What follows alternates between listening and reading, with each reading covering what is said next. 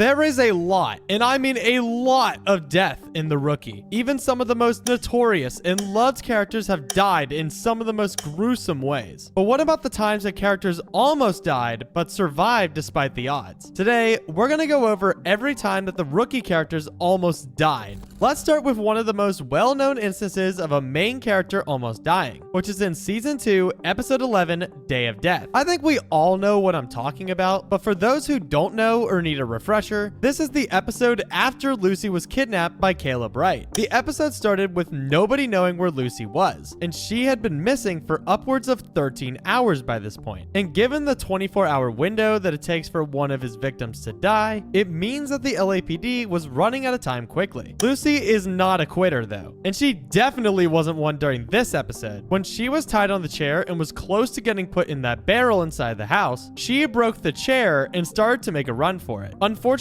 she failed, which is when Caleb decided to upgrade his crazy plan.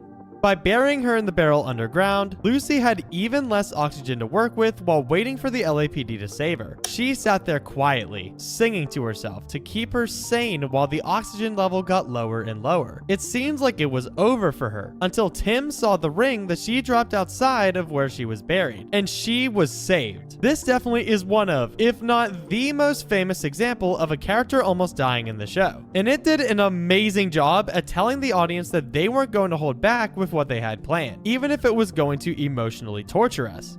This next example of a main character almost dying happened over 3 seasons later and is personally my favorite on the list. Season 5, Episode 22, Under Siege, is the episode in which Selena Juarez and Aaron Thorson were brutally attacked by the crew of masked men in the alley. While Selena was badly injured during the situation, she wasn't the one on death's doorstep. It was Aaron. He was wheeled into the hospital with Bailey, to the horror of Lopez and Wesley. Nolan, with the help of Selena, tries to decipher the cryptic message that one of the masked men told her while she was taken out. And while they're confused at first, they get to work finding out what it means. Meanwhile, the rest of the LAPD made it their highest priority to catch the guys who put Aaron in this condition. Slowly but surely, the pieces come together for both the message as well as who is behind the attempted killing. During all of this, the operations are not going well. The doctors are panicking, and his vitals are dropping. That night, the killers come back, but for Nolan and Bailey this time, as well as Nyla and James right after. Luckily, they were unsuccessful on both fronts, and this is what led to finding where the mask came from. A one-act play that sold their assets over the years until they landed in the hands of Roy Greco, as well as his crew of past convicts. The LAPD take out the crew of grunts, but they miss the real villain behind it all, who is revealed at the end of the episode. But what's also revealed at the end is Aaron being wheeled into emergency surgery, and this was the cliffhanger that the season ended on. Luckily, he heals up by the middle of the first episode of season 6, but when season 5 ended, nobody knew if Aaron was going to be okay. For months, the audience was scared that Aaron was actually going to die, and this is what makes this instance one of my favorites.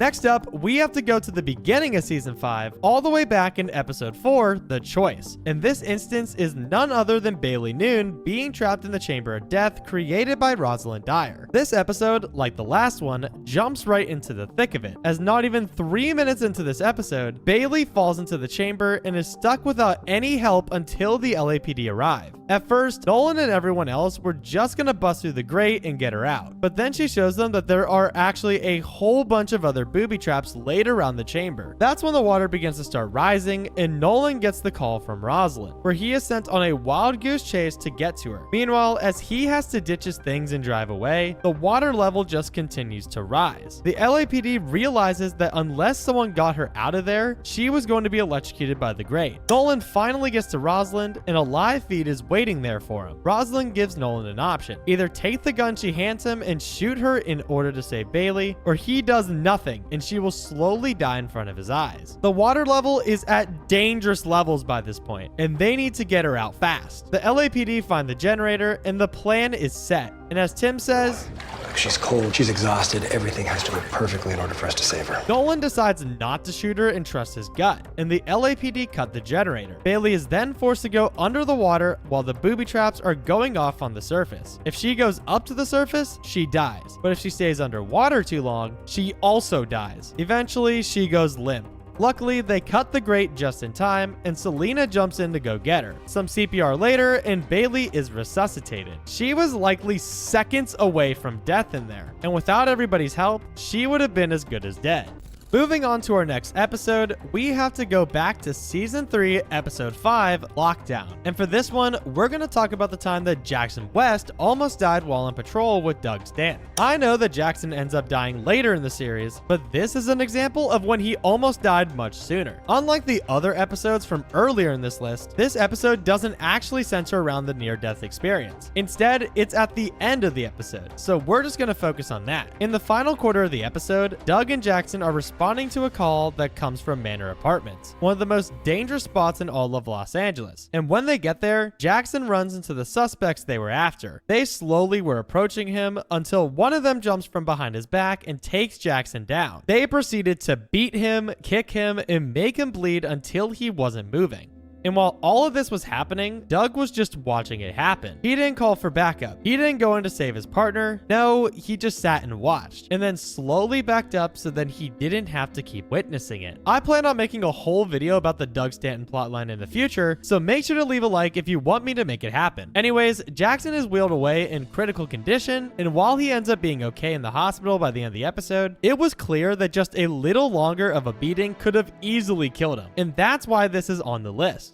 With this next one, we have to time travel all the way back to Season 1 with the pilot episode of the show. We're going to talk about the first ever near-death experience that was shown on The Rookie, and that was with Tim Bradford during the shooting in the alley. Once again, this episode doesn't just focus on Tim's near-death experience, considering it is the pilot. So we're going to just jump forward to when it actually happened. About 32 minutes into the episode, the suspect matching the bolo that the LAPD got earlier has been spotted, and Tim and Lucy respond to it. They decide to call him back up, and that's when Nolan, Bishop, Lopez, and Jackson are starting to head that way. But they don't get there until after the shootout begins. And shortly after said shootout started, Tim was shot in the chest right through the window. This forces Lucy to give up on shooting them to go and save Tim. Tim is bleeding out at this point and is in critical condition, but he still tells Lucy to keep shooting back instead of trying to patch him up. That's when everyone else shows up, and Nolan and Bishop are able to safely apprehend Selby. We don't see Tim again until the next episode since he needed to heal, but it's insane that in the pilot episode, the show already made the audience think that one of the officers was going to die. Also, unlike the rest of these instances though, this actually is not the only near-death experience that Tim faced though, and it's actually technically not even the only one in the first season. Let's jump ahead to Season 1, Episode 20, Freefall, as this involves the virus situation that the LAPD had to contain, especially Tim and Lucy, since Tim was locked inside the room with the man who was dying of the disease. It was unknown if he was going to make it before the experimental vaccine was going to get to him, since he didn't have any symptoms and it really hadn't been that long since the man that was infected had died. Luckily, the vaccine did make it in time, and he was able to get it administered. But the virus isn't actually the only near-death experience that he faced within this situation. It was the vaccine itself as well, as at the very end of this episode, Tim collapses on the ground with everyone around him. Going into the first episode of Season 2, he's having a severe reaction to the vaccine that puts him into anaphylactic shock, and it looked like it was going to get worse, until the shooting in the front of the hospital started and distracted everybody. It was unknown how Tim was doing until he busted out of the ambulance and is shown to be just fine.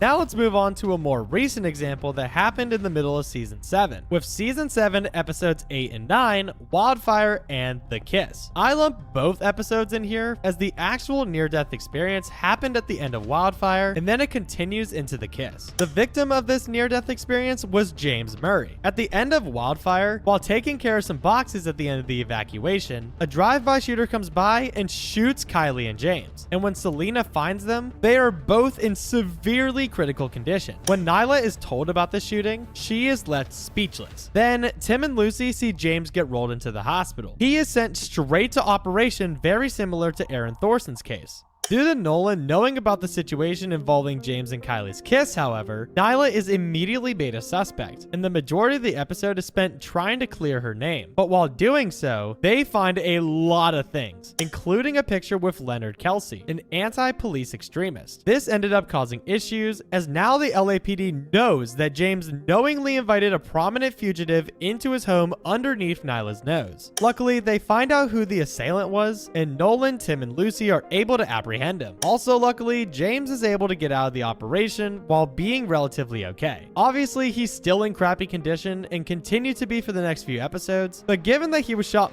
multiple times in the chest and was rushed into the ER Aaron Thorson style, it was a miracle that he survived. Next up, I'm going to talk about the season 3 finale and first episode of season 4, since I feel like I have to talk about this instance, even if the character wasn't physically about to die. We're talking about Angela Lopez getting smuggled to Guatemala by La Fiera to be used as a surrogate to her own child, while La Fiera would then take Angela's child and raise the child as her own, all while killing Angela after she gives birth. She has no way out of this situation on her own, and when she tries to give La Fiera some pushback, she drops the killer line. But if you resist, Dr. Morales will put you into a twilight sleep and you will spend the next 3 months as an incubator and your life ends. She knew that she was good as dead unless something happened. And that's when Wesley and the LAPD headed to Guatemala to help rescue her from La Fiera's grasp. It was a close call though, as in order to be saved, Angela had to go through forced labor to get everyone out of the house, as well as was getting continuously chased by La Fiera and her men. Without Wesley or the LAPD showing up to be able to get her out of there, she would have 100% died, and we would have never seen Angela Lopez again. Those are all of the notable times where characters almost died in The Rookie. Make sure to leave a like and subscribe to see more videos like this one.